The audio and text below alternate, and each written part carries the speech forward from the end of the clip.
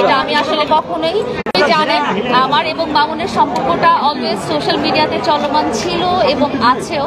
আমরা 2021 সাল থেকে আমরা পরিচিত হওয়ার পরেও আমি মামুনের সাথে প্রায় 3-4 মাস কখনো দেখা করতেই চাইনি।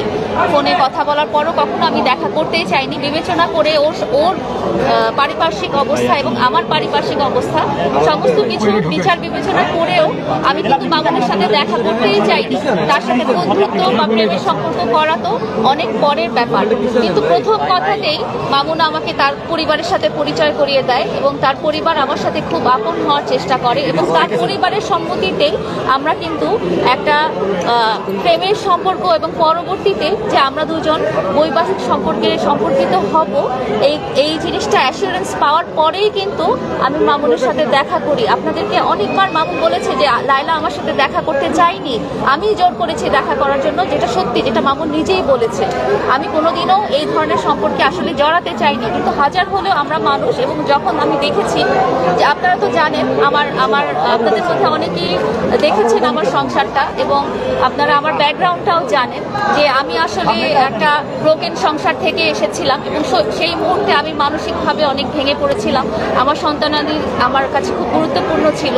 তো এই একটা ট্রানজিশন টাইমে যখন মামুন এবং মামুনের মা স্পেশালি এবং তার পুরো পরিবার যখন আমার প্রতি সহানুভূতিশীল হলো এবং আমার সমস্ত পরিস্থিতি পরিবেশ জেনে তারা যখন এই বিয়ের সম্পর্কটা কথা বলতে থাকলো এবং যখন দেখলাম যে তাদেরও আমার সমস্ত ব্যাকগ্রাউন্ড জানার পরও এবং আমার অবস্থান জানার পরও তারা তাদের ভালোবাসা বা তাদের যত্ন কেয়ার এই সমস্ত অব্যাহত থাকছিল, তখনই আমি আসলে তার সাথে একটা সম্পর্কে জড়াতে রাজি হই। পরবর্তীতে যেহেতু আপনারা জানেন যে মামুনের থাকার অবস্থান প্রবলেম হচ্ছিল ওর বিভিন্ন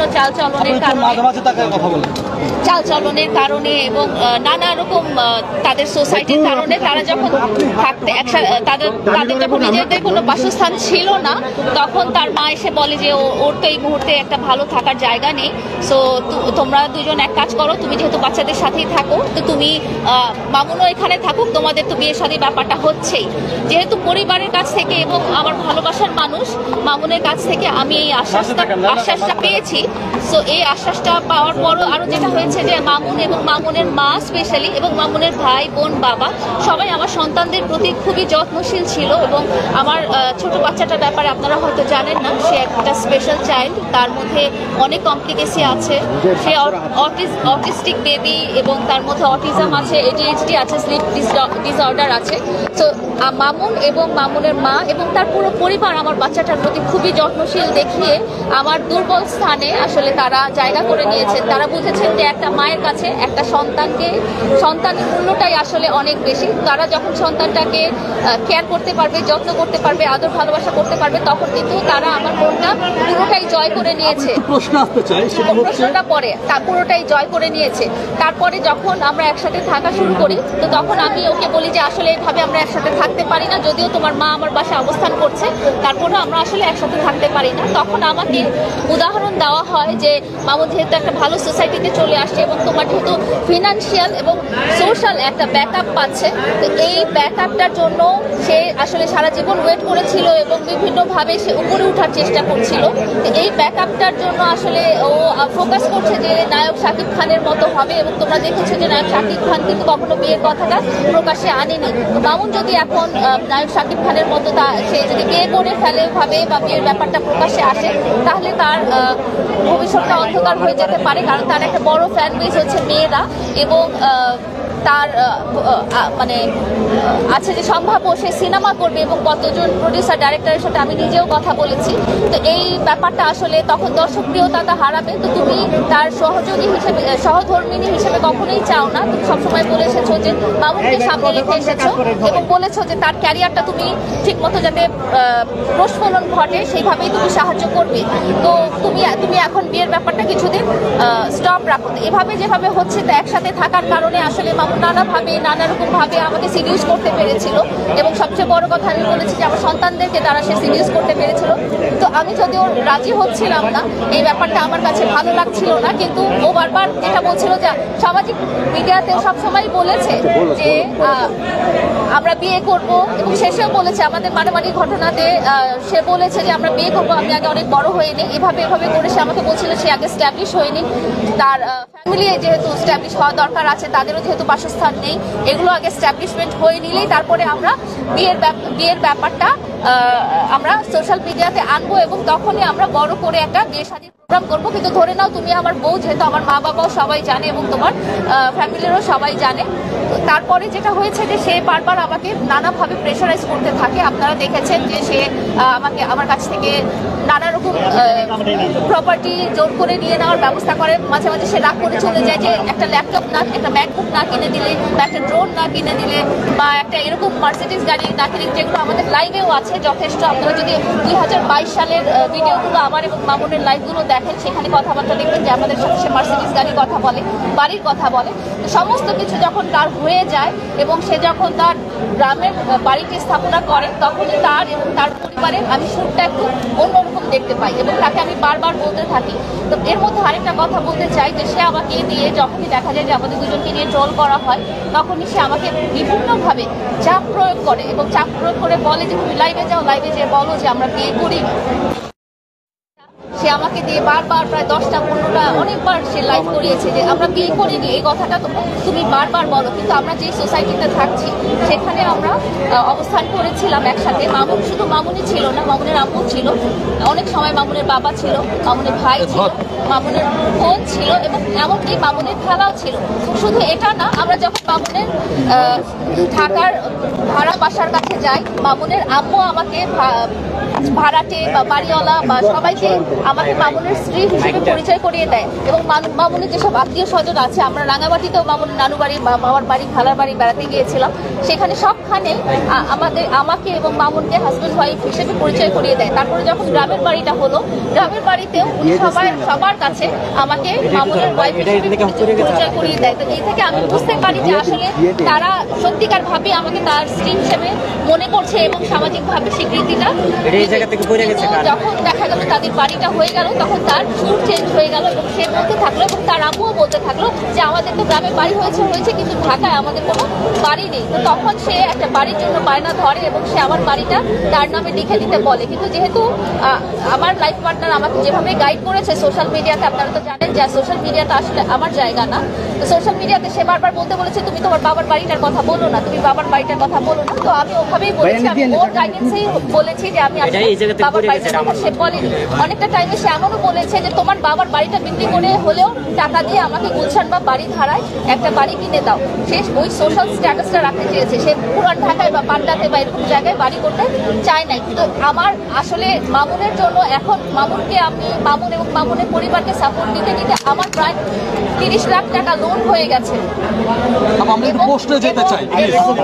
এবং 30 লাখ টাকা লোন হওয়ার পরও আমার বাচ্চাদের জন্য যত সঞ্চয় ছিল সবই আমি মামুন এবং মামুনের পরিবারের পিছনে সঞ্চয় খরচ করেছি। কারণ তারা আমাকে ওইভাবেই প্রলোভনটা দেখিয়েছে যে তোমাদের বিয়ে শাদী হয়ে গেলে তোমাদের বাচ্চা কাচ্চা তো তোমাদের সাথেই থাকবে এবং এটা তো তোমাদেরই হবে, এখানে তো আমি নিব না কিছু। এই কথাটা ওনারা সবসময় বলছে। আমি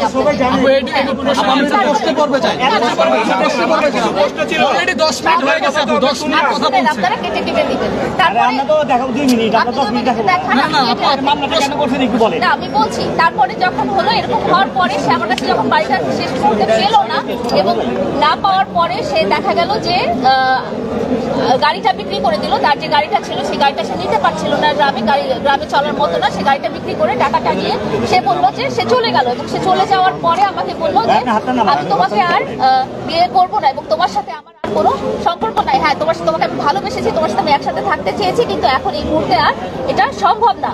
তো ও যখন চলে গেল, চলে যাওয়ার পরও আপনারা নিজে সোশ্যাল মিডিয়াতে অনেকবার দেখেছেন যে আমি তার বাড়ি গিয়েছি। বাড়ি যেয়ে আমি তার কাছে আমার দাবিটা আদায় করার চেষ্টা করেছি। তার মার কাছে বলেছি, তার বাবার কাছে বলেছি, তার ভাই বোনদের কাছে বলেছি, আত্মীয় স্বজন সবার কাছে বলেছি, কিন্তু কেউ আমার পাশে ছিল না। সবাই যেটা বলেছে সেটা বলেছে যে তোমাকে এখন আমাদের আর দরকার নেই, কারণ মামুন এখন নিজে স্ট্যাবলিশ হয়ে গেছে এবং ওকে এস্টাবলিশ করার মতো ব্যাকআপ দেওয়ার জন্য একজন পাওয়া গেছে যে মামুনকে ফিউচারে বিজনেস করিয়ে দিবে এবং তাকে দাঁড় করিয়ে দিবে। সো পরবর্তীতে যখন আমি ওই ভদ্রলোকের সাথে যোগাযোগ করি তখন উনি বলেন যে দেখো তোমাদের তো বয়সের ডিফারেন্স আছে, এই আছে সেই আছে, মামুন তো এখন অল্প বয়সী মেয়েকে বিয়ে করবে, তোমাকে কেন বিয়ে করবে, ওর তো এখন কিছু নাই, ও তো সবই আছে, ও তো স্ট্যাবলিশ হয়ে গেছে। তো মামুনের সাথে আমি নানা রকম যোগাযোগ করার চেষ্টা করি। গত 3 মাস থেকে মামুন এবং মামুনের আব্বু আম্মু বা ভাই বোন সবার ফোনটাই আমার কাছে ব্লক ছিল। পরবর্তীতে মামলা আপোষ করার জন্য মামুন যখন আমাকে চাপ প্রয়োগ করে তখন একটা ফোন ওপেন করে। তো এখন আপনাদের কাছে প্রশ্ন হতে পারে যে আমি এত মাস পরে কেন আমি এই মামলাটা করলাম, এবং আরেকটা হ্যাঁ তারপরে এত মাস পরে কেন মামলাটা করলাম। আমরা শেষ করতে পারবো।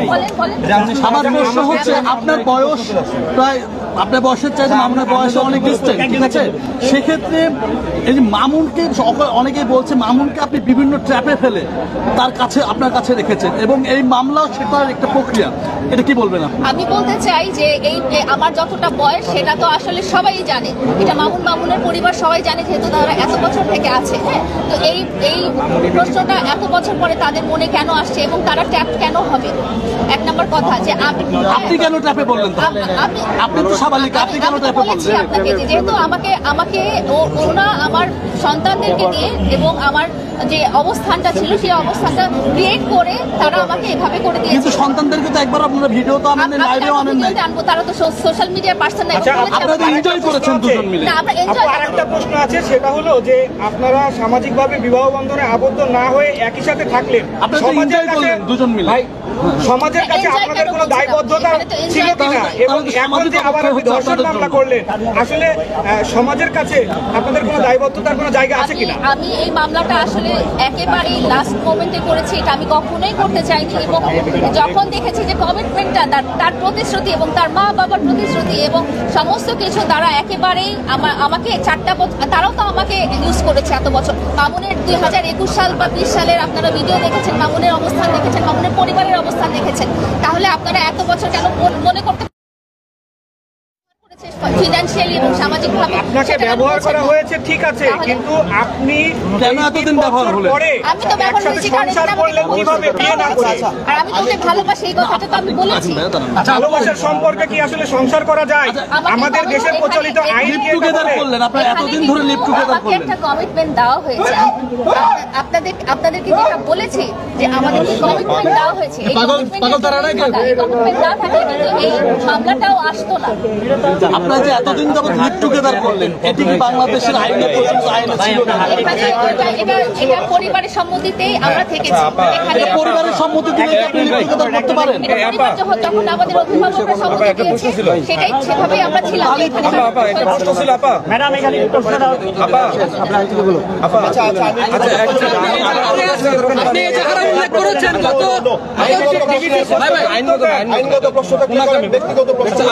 ব্যক্তিগত বিষয় মিলিয়ে তো মামলা হয়েছে। উল্লেখ করেছেন যে আপনাকে জোরপূর্বক ধর্ষণ করা হয়েছে, লিভ টুগেদার করা জোর করে কিভাবে আপনাকে ধর্ষণ করবে? লিভ টুগেদার করা বৈধ? লিভ টুগেদার করার পর আপনি ধর্ষণ মামলা করবেন, সেটা কি বৈধ? শেষ আপনাদের আইনগত প্রশ্ন আছে। আচ্ছা, মামুন আপনাকে কিভাবে ধর্ষণ করবে? কিভাবে বলতে আপনিও তার সঙ্গে মানে স্বেচ্ছায় ছিলেন, তাহলে ধর্ষণ মামলা আসলো কেন? 2 বছর ছিলেন বা 4 বছর ছিলেন। আপনি বলেন। আমি ওনার আইনজীবী, আমি বলছি। ভাই একটু ওনার কাছে আপনি অবান্তর প্রশ্ন করছেন। আমি কোথাও আপনি পার্সোনাল কোশ্চেন করছেন। আপনি শুনেন, আমি বলি নো নো, আপনি এটা পার্সোনাল নাই তো, আর এটা তো আচ্ছা, ধর্ষণ কেন ওনার মুখ থেকে শুনুন, ওনার মুখ থেকে শুনুন, ওনার মুখ থেকে শুনুন, ধর্ষণ কেন হলো? নারী ও শিশু নির্যাতন দমন আইনের 2000-এর ধারা 9 এবং সাবসেকশন 1 প্রলুব্ধ ভয়ভীতি প্রতারণা, এই সাবক্লোজগুলো প্রতিশ্রুতি সহ সাবক্লোজগুলো যেখানে ব্রেক হবে সেখানে ধর্ষণ মামলা হচ্ছে মূল সংজ্ঞা। আপনারা যদি পার্সোনালে চলে যান তাহলে তো সমস্যা। এখন তো 10 মিনিট ধরে পার্সোনাল কথাই বললেন। এখানে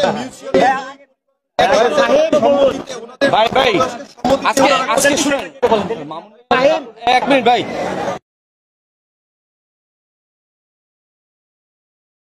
সেই ক্ষেত্রে মামুনের রিমান্ড কেন দেওয়া হলো না, আর জামিনও কেন দেওয়া হলো না, তাকে কারাগারে পাঠানো হয়েছে?